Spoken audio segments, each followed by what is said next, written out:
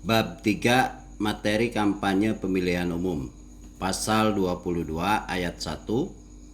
Materi kampanye pemilu meliputi A. Visi, misi dan program pasangan calon untuk kampanye pemilu presiden dan wakil presiden. B. Visi, misi dan program partai politik untuk partai politik peserta pemilu yang dilaksanakan oleh calon anggota DPR, anggota DPRD provinsi dan anggota DPRD kabupaten kota. Dan C.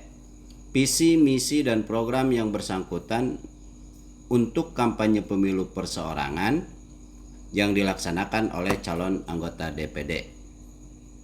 Ayat 2. Visi, misi dan program pasangan calon untuk kampanye pemilu presiden dan wakil presiden disusun mengacu pada rencana pembangunan jangka panjang nasional sesuai dengan ketentuan peraturan perundang-undangan dan harus dijabarkan dalam program kerja pemerintah jika pasangan calon terpilih untuk mewujudkan tujuan negara secara berkelanjutan.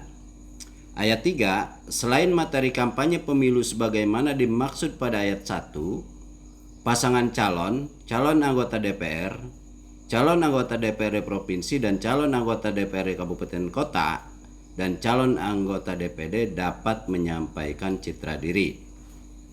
Ayat 4, citra diri sebagaimana dimaksud pada ayat 3 meliputi A. Nomor urut dan B. Foto atau gambar.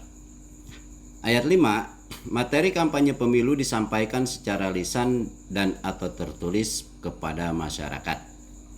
Pasal 23.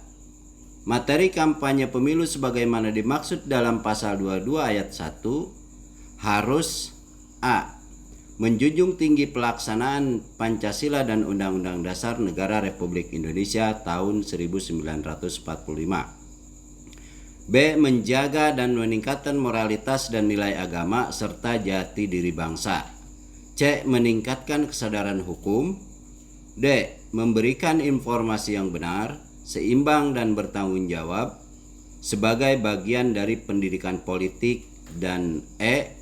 Menghormati perbedaan suku, agama, ras, dan antar golongan dalam masyarakat. Pasal 24. Materi kampanye pemilu sebagaimana dimaksud dalam pasal 22 ayat 1 disampaikan dengan ketentuan A.